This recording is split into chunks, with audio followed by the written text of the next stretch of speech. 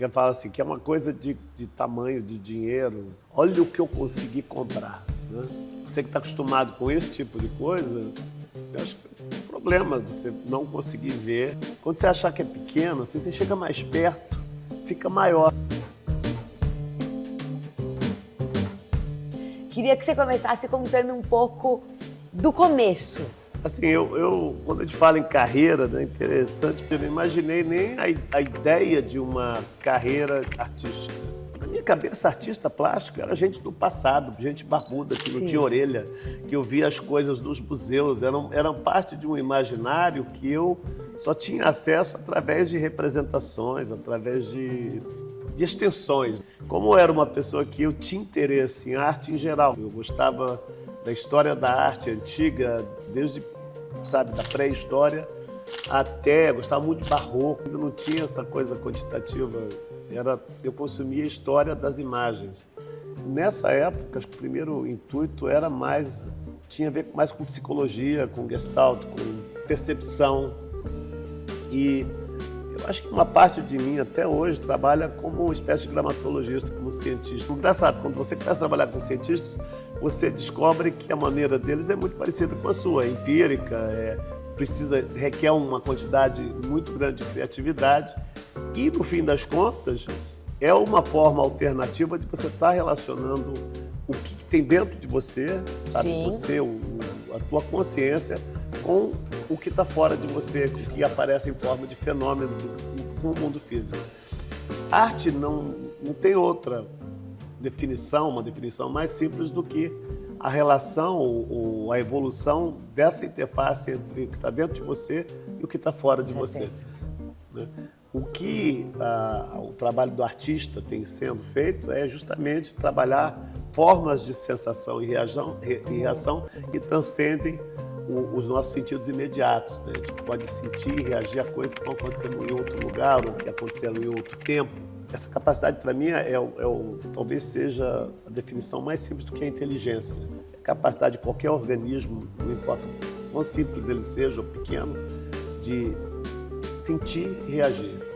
Assim, essa é uma explicação boa, mas ela serve também para a ciência e para a religião. Sim. Porque a religião também oferece forma de conexão entre o espírito, né, e a matéria. A ciência também, né? A ciência por formas mais quantitativas, a religião talvez por formas mais dogmáticas, e a arte, a ideia dela se removendo um pouco, sabe, do problema, ela consegue criar possibilidades, então ganha uma liberdade. Como que é essa questão desse impulso do seu corpo mesmo, de buscar um grão de areia e uma coisa enorme? Você vai mapeando um pouco aquele universo em sua volta. Então, assim, você primeiro descobre coisas que você consegue fazer com as mãos e você descobre as limitações das suas mãos e a limitação até da sua própria percepção, a sua dependência com o público. Como feedback também já começa a te informar do fato que o que você está pensando depende muito de como as pessoas pensam de volta. Eu acho que o artista é justamente uma figura mais porosa. Ela tem uma fragilidade até de... Legal é saber usar isso, né? No fim das contas, você começa a descobrir que você trabalha com o espectador também. Ele é uma situação, é como uma dança. E as suas mãos vão se transformando nas mãos dos outros, os seus olhos vão se transformando nos olhos do espectador e você se descobre cada vez mais um ser híbrido. E isso é interessante, mais do que qualquer outra coisa. Mas assim, eu acho que o masterpiece, a obra-prima, para mim é uma coisa que eu nunca imaginei, que eu não consigo, ela não é um direcionamento. Quando eu comecei, eu percebi que eu ia ter que trabalhar talvez como um cientista, eu ia ter que ir alterando, criando situações e nisso eu ia me familiarizando mais com a técnica, como trabalhar com aquele tipo específico de material. No começo não dá muito certo, no começo é meio esquisito, mas esse começo é muito legal, você está experimentando, você está excitado com a coisa, Sim. Né? E aí você vai ficando bom, você começa a desenhar com chocolate melhor, com moedas, com diamantes, E o momento que você vê que você sente essa curva, né? Você começa a, tecnicamente, criar imagens que ela tem a possibilidade de atrair a atenção do espectador e fazê-lo pensar sobre o que é uma imagem, Sim. como eu me relaciono com uma imagem. Com essa imagem. Para mim, o São trabalho várias. é essa parábola, essa Sim. curva, né? E as obras são esses fragmentos cinemáticos dessa progressão que sobe e depois desce. E você Ficado, vai né? criando maneiras muito diferentes, está falando mais ou menos a mesma coisa. Acontece que essa mesma coisa, ela também vai ficando cada vez mais precisa e ela vai tomando um significado mais profundo. Senão você para de fazer. Quer dizer que eu já fiz coisas com lixo e diamante, já fiz coisas microscópicas que podiam estar flutuando por aqui assim, airborne, né? E já fiz coisas que eram tão grandes, numa época que não tinha drone, que eu tinha que fotografar com helicóptero. Essa Né? seria. Algumas das obras eram interessantes porque elas incluíam um bando de gente para te ajudar, outras eu tinha que fazer sozinho mesmo, no estúdio, sabe, de noite. O material do artista é experiência. Esse processo. Cada material ele vai te colocar dentro de um caminho distinto. Por exemplo, uma exposição que eu ainda não fiz direito, que foi a respeito do incêndio do Museu Nacional, né? Para mim foi uma coisa devastadora, porque era um lugar que eu visitava e eu conheci aquela coleção inteira. E quando o pessoal do resgate perguntou se a gente podia ajudar de alguma forma, eu falei, lógico. E aí foi que a gente começou a refazer as coisas que estavam que foram perdidas. Sabe, por exemplo, o crânio da Luzia, né? Aí, mas eles tinham 3Ds, eles tinham isso muito bem documentado, né? Eu aprendi isso um pouco com o Lixo Extraordinário, que as obras elas começam muito antes do momento onde você começa a fazê-las. Né? Quando você vai lá em Gramacho, conhece as pessoas e vai tecendo. Eu não tinha ideia do que eu queria fazer, que iam ser retratos, por exemplo.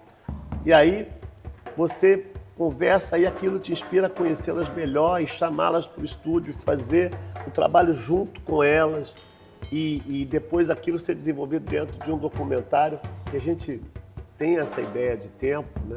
Essa ideia de duração que está muito relacionada com a nossa vida. Vi que você tem um lugar muito importante na arte brasileira e internacional. Você fala com um público que, óbvio, com um público que entende muito de arte, mas você fala também com um público muito mais abrangente. Eu falo que se você faz arte para eruditos, né, você tem que usar um monte de nomes. Sabe, quando eu era jovem, eu queria impressionar crítico, assim, então eu dava uns títulos pomposos, meio bestas para os meus trabalhos. Você quer impressionar erudito, você impressiona com o nome, né? Se você quer impressionar o leigo, você impressiona com o verbo. Você fala como é que foi feito, o que eu fiz, o que eu fazer é mais importante do que da onde vem.